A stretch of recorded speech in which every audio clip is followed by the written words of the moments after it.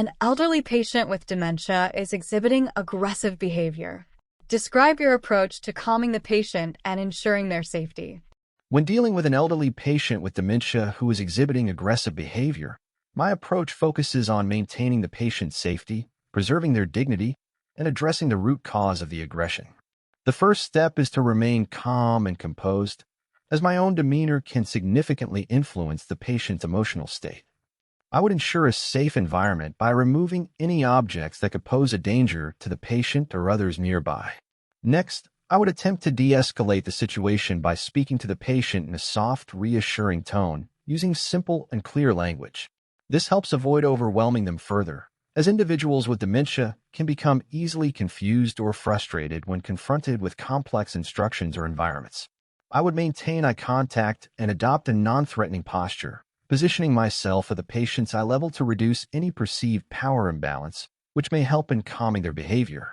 It is crucial to assess any potential triggers for the aggression, such as pain, discomfort, hunger, or the need to use the restroom.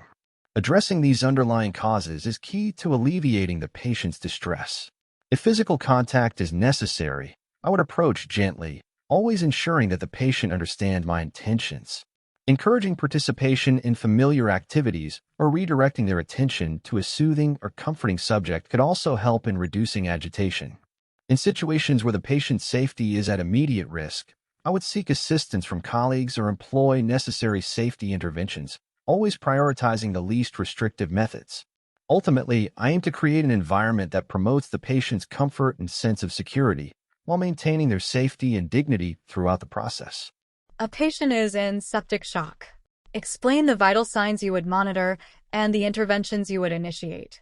When dealing with an elderly patient with dementia who is exhibiting aggressive behavior, my approach focuses on maintaining the patient's safety, preserving their dignity, and addressing the root cause of the aggression.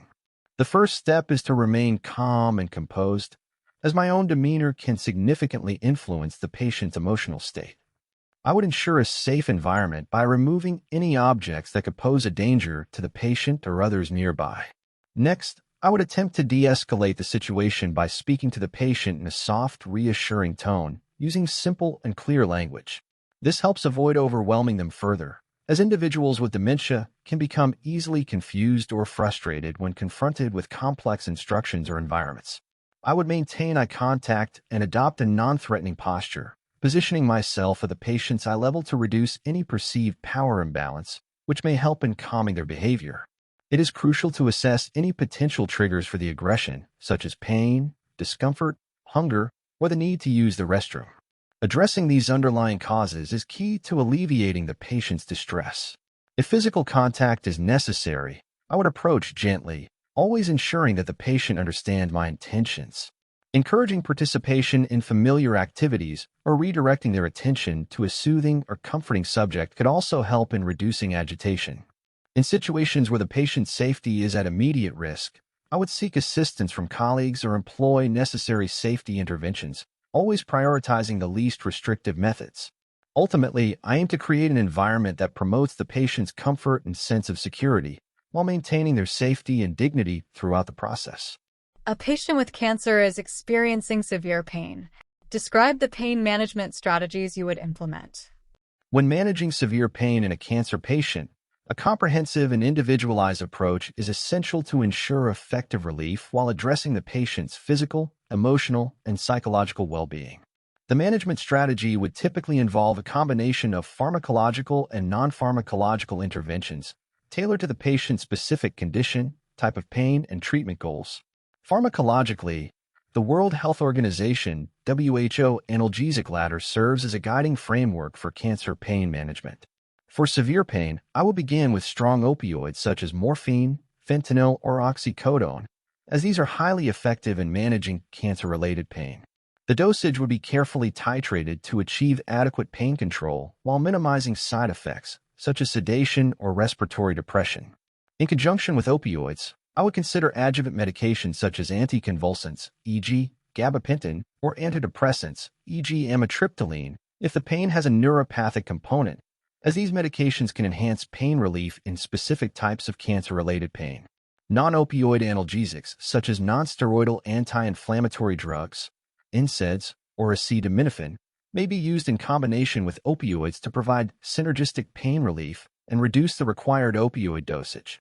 I would also monitor for any side effects of these medications, including gastrointestinal or renal complications from NSAIDs, and adjust the treatment plan accordingly. Non-pharmacological interventions would also be important components of the pain management plan. Techniques such as physical therapy, massage, acupuncture, or the use of heat and cold therapy can offer additional relief and help improve the patient's overall comfort. Psychological support is crucial as well, and I would ensure that the patient has access to counseling or relaxation techniques, such as guided imagery or mindfulness meditation, which can help reduce the emotional distress associated with chronic pain. Throughout the process, I would regularly assess the patient's pain using a standardized pain scale, such as the Numerical Rating Scale, NRS, to evaluate the effectiveness of the interventions and make any necessary adjustments. My goal will be to maintain open communication with the patient and their care team, ensuring that the pain management plan is continuously adapted to their changing needs and priorities. Ultimately, my approach aims to enhance the patient's quality of life by providing holistic and compassionate care. A patient is diagnosed with a contagious disease. Explain how you would implement infection control measures to prevent the spread of the disease. When caring for a patient diagnosed with a contagious disease, implementing strict infection control measures is critical to prevent the spread of the illness to other patients, healthcare staff, and visitors. The approach would follow established guidelines such as those provided by the Centers for Disease Control and Prevention, CDC, or the World Health Organization, WHO, and will be tailored based on the mode of transmission, whether contact, droplet, or airborne. The first step is to ensure proper isolation of the patient. Depending on the disease, the patient may be placed in a private room or a specialized isolation area, such as negative pressure rooms for airborne diseases like tuberculosis or COVID-19. Appropriate signage would be posted to alert staff and visitors about the infection precautions required. In the case of airborne diseases, it is essential to ensure that healthcare staff wear respiratory protection such as N95 masks or powered air purifying respirators, PAPRs. For diseases spread via contact, such as methicillin-resistant Staphylococcus aureus, MRSA, or Clostridium difficile, strict contact precautions would be implemented. This includes the use of gloves and gowns when entering the patient's room, as well as ensuring proper hand hygiene before and after contact with the patient or their environment. Disposable or dedicated medical equipment, such as stethoscopes and blood pressure cuffs, will be used for the patient to prevent cross-contamination. In cases where the disease spreads through droplets, such as influenza, I would implement droplet precautions, ensuring that all individuals entering the patient's room wear surgical masks. Hand hygiene remains a key component in all forms of infection control and would be strictly enforced through the use of alcohol-based hand sanitizers or soap and water, particularly in cases of diseases like C. difficile, where soap and water are more effective. Environmental cleaning and disinfection are also essential. I would collaborate with environmental services to ensure that high-touch surfaces, such as bed rails, doorknobs, and medical equipment, are regularly cleaned and disinfected with appropriate agents known to be effective against the specific pathogen. Education is another crucial component of infection control. I would ensure that both the patient and their visitors are aware of the infection risks and the necessary precautions they must take. For visitors, this may involve restricting the number of individuals allowed in the room, providing them with personal protective equipment, PPE, and instructing them on hand hygiene protocols. Finally, I would stay updated on institutional protocols and guidelines, working closely with the infection control team to ensure compliance and monitor the effectiveness of the implemented measures. If needed, I would escalate care or adjust strategies based on the patient's condition and emerging data regarding the contagious disease. By adhering to a multifaceted infection control approach, the risk of transmission can be minimized while ensuring safe and effective care for the patient. A pregnant woman is experiencing preterm labor. Describe the interventions you would initiate to delay or prevent delivery. When managing a pregnant woman experiencing preterm labor, the primary goal is to delay or prevent delivery, allowing for further fetal development while ensuring maternal and fetal well-being. Interventions focus on stabilizing the patient, halting or slowing the labor process, and preparing the fetus for an earlier than expected birth if necessary. The first step is to conduct a thorough assessment, including monitoring uterine contractions, cervical dilation, and fetal heart rate, along with obtaining an ultrasound to assess fetal position, amniotic fluid levels, and gestational age. Once preterm labor is confirmed, I would initiate several key interventions. One of the primary pharmacological interventions is the administration of tocolytics, which help inhibit uterine contractions and delay labor, typically for 48 hours. This delay provides a critical window to administer other interventions, such as antenatal corticosteroids, which help accelerate fetal lung development and reduce complications like neonatal respiratory distress syndrome. Common tocolytic agents include nifedipine, a calcium channel blocker, indomethacin, prostaglandin inhibitor, or magnesium sulfate. The choice of tocolytic depends on the patient's gestational age and medical history. In addition to tocolytics, magnesium sulfate may be administered specifically for fetal neuroprotection if the pregnancy is between 24 and 32 weeks of gestation. This reduces the risk of cerebral palsy and other neurological complications in premature infants. Antenatal corticosteroids such as betamethasone or dexamethasone are critical in this scenario, as they promote fetal lung maturity and improve outcomes if the baby is born prematurely.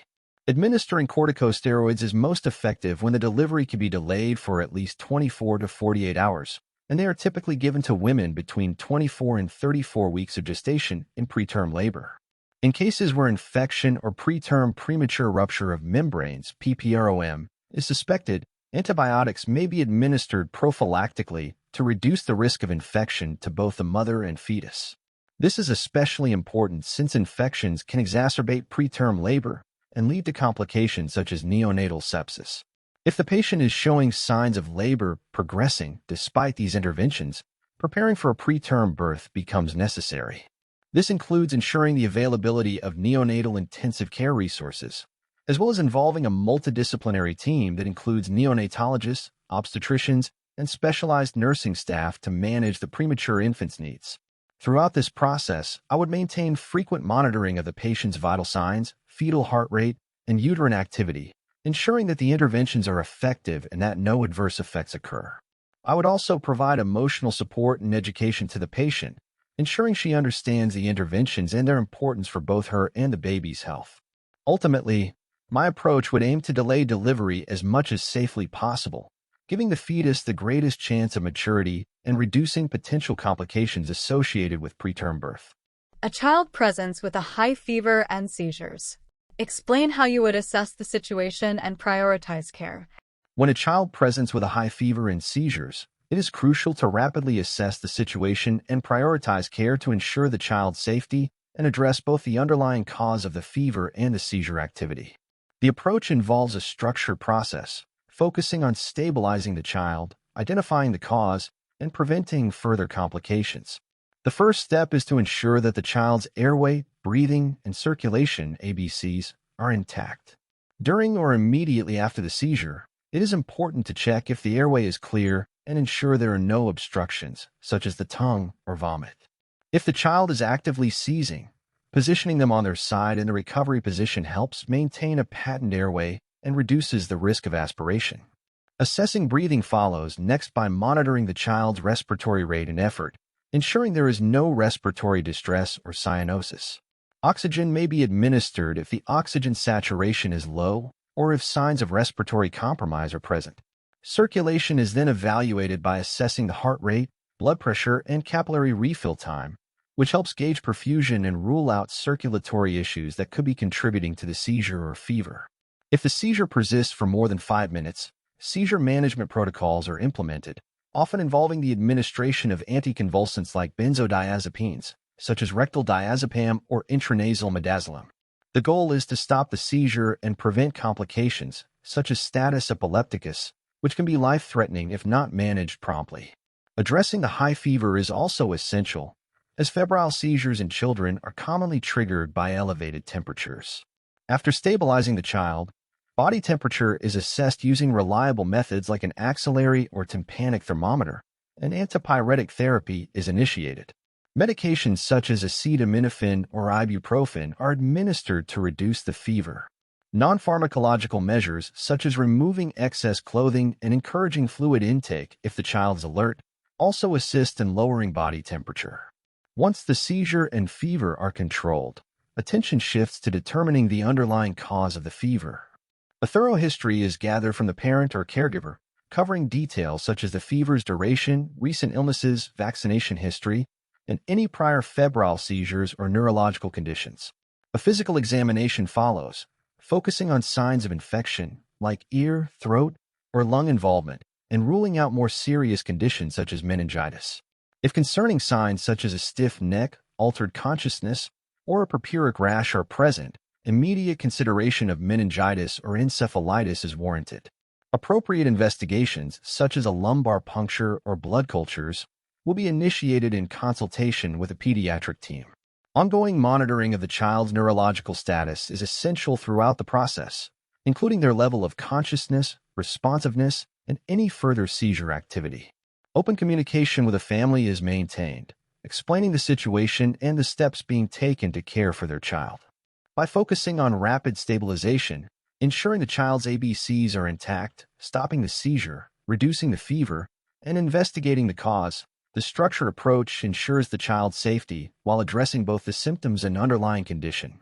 A patient undergoing chemotherapy is experiencing severe nausea and vomiting. What interventions would you implement to manage their symptoms and improve their quality of life? Managing severe nausea and vomiting in a patient undergoing chemotherapy is critical for alleviating immediate discomfort and improving their overall quality of life and ability to continue treatment. My approach would involve a combination of pharmacological, non-pharmacological, and supportive interventions, all tailored to the patient's specific needs and the type of chemotherapy they are receiving. The cornerstone of managing chemotherapy-induced nausea and vomiting, CINV, lies in the use of antiemetic medications. Based on the emetogenic potential of the chemotherapy regimen and the severity of the symptoms, I would implement a multi-drug antiemetic regimen. This could include serotonin 5-HT3 receptor antagonist, such as ondansetron or granisetron, to block the signals in the brain that trigger vomiting. These are highly effective in preventing both acute and delayed nausea. NK1 receptor antagonists, such as aprepitant or fosaprepitant, may be added to enhance the antiemetic effect, especially for patients receiving chemotherapy with a high risk of delayed nausea. Corticosteroids like dexamethasone are commonly used alongside other antiemetics to reduce inflammation and enhance the efficacy of the 5-HT3 antagonists. Additionally, dopamine antagonists like metoclopramide or prochlorperazine may be prescribed to target other pathways involved in nausea, especially if the patient is not responding to first-line treatments. In cases where the patient experiences anticipatory nausea, benzodiazepines such as lorazepam can be useful, offering both anti-nausea and calming effects, which help reduce anxiety that may exacerbate symptoms. This pharmacological approach would be tailored to the patient's response, with medications administered either prior to chemotherapy or on a scheduled basis to prevent symptoms rather than treating them reactively. In addition to medication, several non-pharmacological strategies can help reduce nausea and improve the patient's comfort. Dietary modifications play a key role, and I would advise the patient to eat small, frequent meals, avoiding foods that are heavy, greasy, or spicy, as these can trigger nausea. Bland foods such as crackers, toast, and ginger tea may be better tolerated, and I would also suggest avoiding strong smells and eating foods at room temperature to prevent nausea. Hydration is equally important, as dehydration from vomiting can worsen symptoms and lead to further complications. Encouraging the patient to take small sips of water or electrolyte solutions throughout the day can help maintain hydration without overwhelming the stomach. Other non-pharmacological approaches, such as acupuncture or acupressure, have been shown to be effective in reducing chemotherapy-induced nausea and vomiting, particularly through stimulation of the P6 point located on the inner wrist. Relaxation techniques, such as deep breathing exercises, guided imagery, or mindfulness meditation, can help the patient manage stress and anxiety, which are known to exacerbate nausea. By reducing the psychological distress associated with chemotherapy, these techniques can contribute to an overall improvement in well-being. The emotional and psychological support provided to the patient is an essential part of improving their quality of life during chemotherapy. I would ensure that the patient has access to nutritional counseling, where a dietitian could offer tailored advice on meal planning to help manage nausea while maintaining adequate nutrition during treatment. Psychological support is also crucial, and access to counseling services or support groups can be invaluable in helping the patient cope with the emotional burden of chemotherapy. By providing a space where patients can share experiences with others facing similar challenges, the sense of isolation and anxiety often associated with chemotherapy can be reduced. Throughout this process, maintaining open communication with a patient is critical. I will ensure regular check-ins to monitor the effectiveness of the interventions, adjusting the treatment plan as necessary. This ongoing support reassures the patient and ensures that any worsening of symptoms or new concerns are promptly addressed. In subsequent chemotherapy cycles, preventive measures would focus on the preemptive administration of antiemetics and supportive care, aiming to prevent nausea and vomiting before they occur. By adopting a proactive rather than reactive approach, the patient's quality of life can be significantly improved, making it easier for them to tolerate the chemotherapy regimen. In summary, my interventions would focus on a holistic approach that combines pharmacological treatment, non-pharmacological strategies, and emotional support. This comprehensive plan will be aimed at minimizing the impact of nausea and vomiting, ultimately enhancing the patient's ability to continue chemotherapy treatment with a better quality of life. A major natural disaster occurs in your area. How would you prepare your facility and staff to respond effectively to the emergency? In the event of a major natural disaster, effective preparation and response in a healthcare facility are crucial to ensuring the safety of patients, staff, and the community while maintaining essential medical services. My approach to preparing the facility and staff would involve a comprehensive emergency preparedness plan that integrates immediate actions, resource management, clear communication, and coordination with external agencies. The first priority would be to activate the facility's Emergency Operations Plan, EOP, which should align with local, state, and federal guidelines such as those from the Federal Emergency Management Agency, FEMA, and the Centers for Disease Control and Prevention, CDC. This plan details the roles of staff, the chain of command, and specific procedures to follow during a disaster. Establishing an Emergency Incident Command Center to oversee all aspects of the response will be crucial, with senior leadership or designated emergency personnel assuming roles to manage resource allocation, coordinate with external agencies, and ensure clear communication within the facility. A rapid assessment of the facility's infrastructure will be conducted to identify any immediate risks, such as structural damage or compromised utilities like power and water systems. Evacuation plans would be initiated if needed, particularly in unsafe areas, ensuring critical patients are moved to secure locations. All essential services, including emergency rooms and intensive care units, would need to remain operational, while non-essential procedures would be postponed to focus on urgent care. Efficient resource management is key in a disaster scenario, as healthcare facilities may face a surge in patients. A staff mobilization plan will be implemented to ensure that available personnel are assigned roles, and additional staff called in if necessary. Cross-training staff in multiple roles can ensure flexibility, especially when there are staff shortages or long shifts. A thorough inventory of critical supplies, including medications for fluids, personal protective equipment, PPE, and wound care materials, would be conducted immediately, with the pharmacy and supply chain departments securing additional resources if required. Backup power sources, such as generators, will be tested to ensure the functionality of essential equipment like ventilators and monitors. In the event of power or communication network outages, alternative communication systems, such as radios or satellite phones, will be made operational to maintain contact both internally and externally. Managing the influx of patients during a disaster would require a well-coordinated triage system. Triage areas will be established or expanded near the facility's entrance to assess and prioritize care based on the severity of injuries. Triage protocols would follow established models like START, Simple Triage, and Rapid Treatment, which categorizes patients based on immediate needs. Maintaining continuity of care for patients already receiving critical treatment, such as those in ICU or surgery, is essential, with designated staff focusing on these cases while others manage incoming disaster-related patients. Clear communication within the facility and with external agencies is critical. Internal communication channels like overhead announcements, emails, and text alerts would keep staff updated on the evolving situation. Externally, I would coordinate with local emergency services, fire, police, EMS, and public health authorities to ensure a unified response.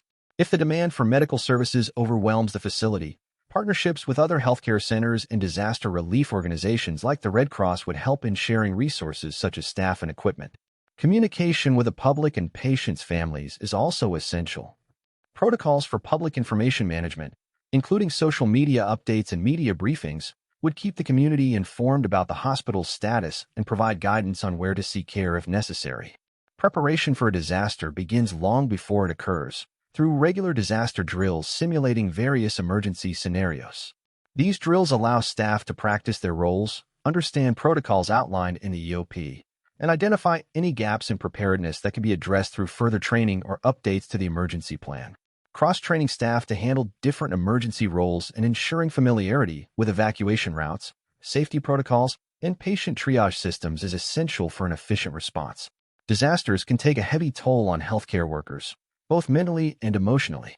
Systems for psychological support, including access to counselors or peer support groups, will be implemented to help staff manage stress and maintain their mental health during and after the crisis. In summary, preparing for a natural disaster involves activating a well-coordinated emergency plan, managing resources efficiently, maintaining clear communication, and prioritizing patient care. Regular training, disaster drills, and a focus on staff well-being are key to ensuring an effective response that protects both patients and healthcare workers. A patient with a history of heart failure presents with shortness of breath and edema. What interventions would you implement to improve their respiratory status and manage fluid overload? When a patient with a history of heart failure presents with shortness of breath and edema, the primary goal is to improve respiratory status and manage fluid overload. These symptoms indicate worsening heart failure and potential complications like pulmonary edema. The intervention should focus on relieving symptoms, reducing fluid retention, and improving cardiac function. The first step would involve a thorough assessment to determine the severity of heart failure exacerbation and prioritize interventions. This includes monitoring vital signs such as blood pressure, heart rate, respiratory rate, oxygen saturation, and temperature to assess the patient's hemodynamic and respiratory stability. I would also perform a lung auscultation to detect any abnormal sounds like crackles, which could indicate pulmonary edema. Checking for peripheral edema, particularly in the lower extremities, and assessing for jugular venous distension, JVD, would help identify the extent of fluid overload. Given the shortness of breath, respiratory support becomes a critical intervention. I would initiate oxygen therapy to improve oxygen saturation using appropriate methods such as a nasal cannula, face mask, or non-rebreather mask based on the severity of hypoxia, aiming to maintain oxygen levels above 92%. If respiratory distress or pulmonary edema is severe, non-invasive positive pressure ventilation, NIPPV methods, such as CPAP or BiPAP, would help reduce the work of breathing and improve oxygenation while preventing the need for intubation. Elevating the head of the bed, high Fowler's position, would also ease breathing and promote better lung expansion. Managing fluid overload is equally important in alleviating symptoms and preventing further complications. I would administer intravenous loop diuretics, such as furosemide, to promote diuresis and reduce fluid overload. Diuretics help decrease circulating blood volume, relieve pulmonary congestion, and alleviate peripheral edema. Close monitoring of urine output, electrolyte levels, especially potassium, and renal function will be essential to avoid complications like dehydration, hypokalemia, or renal impairment. Along with diuretic therapy, I would implement fluid restriction based on the degree of overload, typically limiting fluid intake to 1.5 to 2 liters per day. Sodium restriction would also be advised to prevent further fluid retention, with dietary counseling on avoiding high-sodium foods. Since heart failure is the underlying cause, optimizing cardiac function is key to preventing additional fluid retention.